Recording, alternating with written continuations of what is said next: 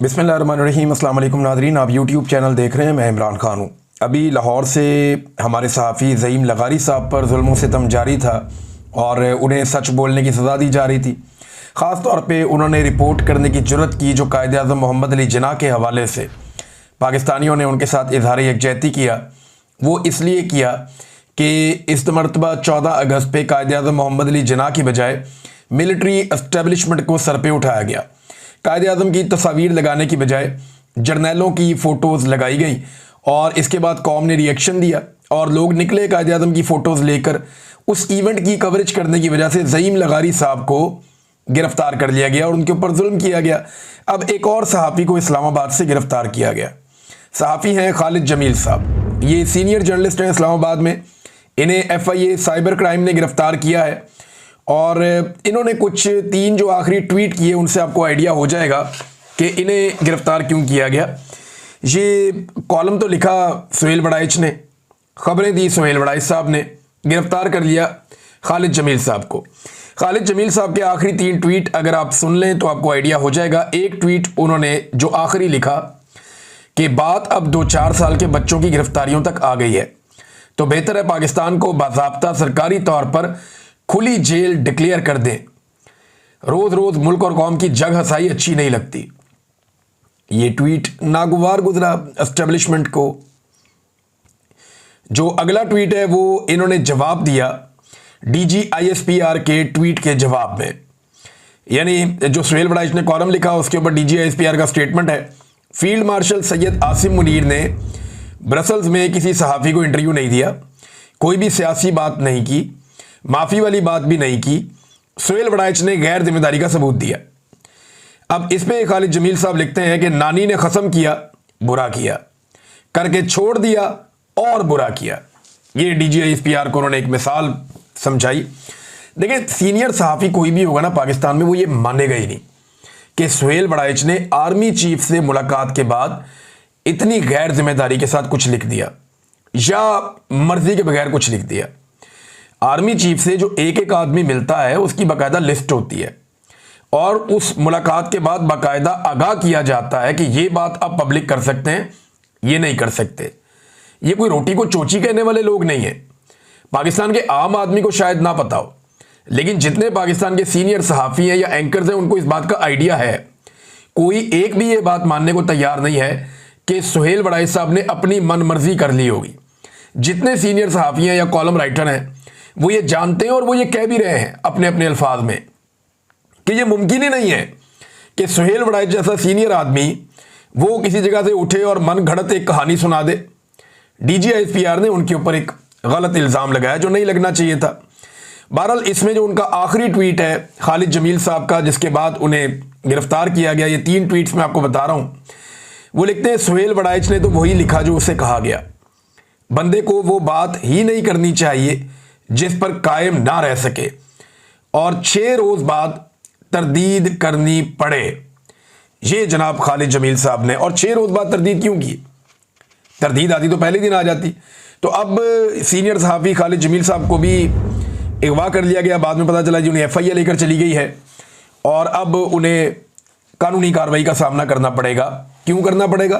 कि तनकीद नहीं सुन सकते इस वक्त पाकिस्तान के मिलिट्री एस्टेब्लिशमेंट के लोग।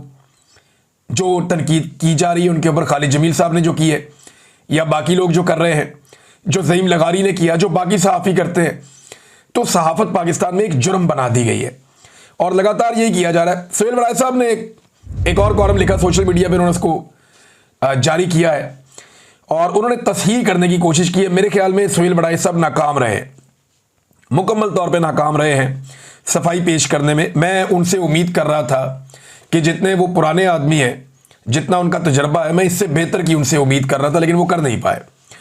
नंबर 1 DG ISPR, जिन्होंने उन्हें DG ISPR ने उनके ऊपर एक्चुअली जो हमला हुआ वो तो DG ISPR ने किया ना, कि ज़ाती मफाद की खातिर झूठ बोला, मन घड़त कहानी सुनाई, अपने से घड़ के कहानी सुना दी।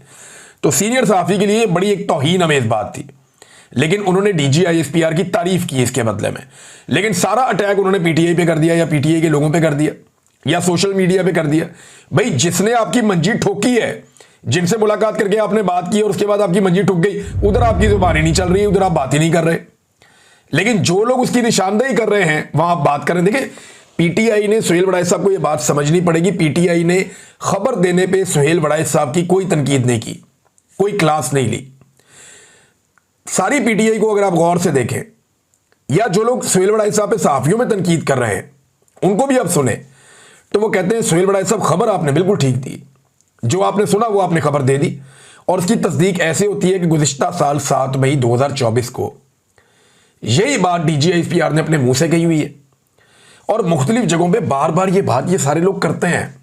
बेशुमार टाउट्स इससे पहले ये बात कर चुके हैं, मीडिया के ऊपर बार बार कह चुके हैं जनाब माफी मांगनी पड़ेगी, नाक रगड़नी पड़ेगी, जब तक माफी नहीं मांगेंगे तब तक नहीं छोड़ेंगे। ये बातें पहले बहुत लोग करते रहे, आप पहले आदमी नहीं है, ये ख्वाहिश भी है और ये बातें भी पहले होती रही हैं।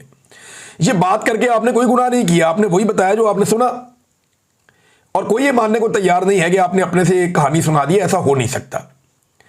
लेकिन लोगों को आप पे एतराज ये है कि आपने उस ख्वाहिश की तकमील के लिए रास्ता बनाना शुरू किया। यानी नवाज शरीफ को आप कहते थे डट जाओ, इमरान खान को आप कहते हैं हट जाओ। ये जो आपका एक दौरा में आ रहा है दोनों पॉलिटिकल पार्टीज के लिए, लोग इस पे परेशान हैं। इसके बारे में लोग ये कह रहे हैं। अब सुहेल वड़ाइच साहब अपने जो नई जो उन्होंने सफाई पेश की है, एक तो DGISPR के मामले में उन्होंने खामोशी इख्तियार की, ठीक है, उनकी अपनी चॉइस है। दूसरा, वड़ाइच साहब ने एक तरफ तो इमरान खान साहब को यू टर्न, ये कॉलम में ही कहा था ना अपने कि इमरान खान साहब एक यू टर्न ले लें, जो उनके बकौल बहुत अच्छे होते हैं, और माफी मांगने के आपने मशवरे दिए इमरान खान साहब को। एक तरफ सुहेल वड़ाइच साहब अपने नए कॉलम में कुछ और कह रहे हैं, पुराने कॉलम में कुछ और कह रहे हैं। पुराने कॉलम में सुहेल वड़ाइच साहब ने ख्वाहिश का इजहार किया था कि इमरान खान साहब को यू टर्न लेके माफी मांग लेनी चाहिए, मुल्क की खातिर आगे बढ़ जाएं। लेकिन दूसरी तरफ अब जो कॉलम उन्होंने लिखा नया, इसमें उन्होंने कुछ ऐसी लाइनें शामिल की जो एस्टेब्लिशमेंट की नई लाइन है, जो अब टाउट्स बयान कर रहे हैं। 6 दिन की अच्छी तरह जब अवाम ने सफाई सुथराई कर दी, जब माफी का बेड़ा गर्क कर दिया, मैंने अवामी राय इकट्ठी की हुई है माफी के मामले पे, वो आपको अगले 1 आधे दिन में मैं सुनवाऊंगा, उसको एडिट कर रहा हूं मैं कि अवाम क्या कहती है माफी के मामले पर। तो दूसरी तरफ सुहेल वड़ाइच साहब अब ये कह रहे हैं कि मेरी मालूमात के मुताबिक वफामत, माफी और किसी मुआहदे की दूर दूर तक कोई गुंजाइश नहीं है। यानी एक तरफ एक बंदा कह रहा है कि जनाब ना कोई माफी होनी है, ना कोई वफामत होनी है, ना कोई मुआहदा होना है, इसकी दूर दूर तक कोई गुंजाइश नहीं है, ये मेरी इतला है, ये मेरी मालूमात है। लेकिन साथ ही वो बंदा कह रहा है जी फिर भी आप माफी मांग लें। ये अजीब नहीं लगता आपको सुनने में कि एक तरफ सुहेल वड़ाइच साहब कह रहे हैं कि ना माफी होनी है, ना वफामत होनी है, और ना किसी किस्म का कोई मुआहदा होना है, इसकी दूर दूर तक कोई गुंजाइश ही नहीं। दूसरी तरफ वही आदमी कह रहा है इमरान खान से कि जनाब मेरी ये ख्वाहिश है तो आप माफी मांग लें। यानी बगैर मुतालबे के और बगैर किसी फायदे नुकसान के सिर्फ सुहेल वड़ाइच साहब की ख्वाहिश पूरी करने के लिए इमरान खान साहब यू टर्न लेके माफी मांग लें। ये सुहेल वड़ाइच साहब बहुत अजीब लग रहा है। मैं आपसे इससे बेहतर की तवक्को कर रहा था कि आप बेहतर अंदाज में आएंगे। बहुत सारी और चीजें भी उन्होंने गलत की हैं, मेरा इतना टाइम नहीं है, तो आगे चलते हैं दीगर खबरों की तरफ। नाजरीन, जो शहरियार खान को गिरफ्तार किया गया था, अलीमा खान साहबा के जो बड़े बेटे हैं, अब तो छोटे को भी पकड़ लिया गया है, तो बड़े बेटे को जो गिरफ्तार किया गया था, उनकी अहलिया ने कुछ सबूत पेश किए हैं। ये सबूत आप देखिए। उनकी अहलिया, जिनका नाम मारिया शहरियार खान है, वो बताती हैं जनाब, उन्होंने एक तस्वीर पोस्ट की और उस तस्वीर में उन्होंने बताया कि 9 मई का जो प्रोटेस्ट हुआ जिना हाउस में या कोर कमांडर हाउस के सामने, उस वक्त उन्होंने बताया कि हम लाहौर से 750 किलोमीटर दूर थे और my family home in Chitral, और वहां पे हमारे साथ कोई 1 दर्जन के करीब फैमिली फ्रेंड और उनके बच्चे भी थे। यानी ये लोग मई के महीने में, ये याद रखिएगा आपके मई के महीने में होता क्या है, यहां पे चित्राल में एक फेस्टिवल होता है बड़ा शानदार किस्म का, लोग ये फेस्टिवल देखने जाते हैं, मैं भी गया हूं कई दफा।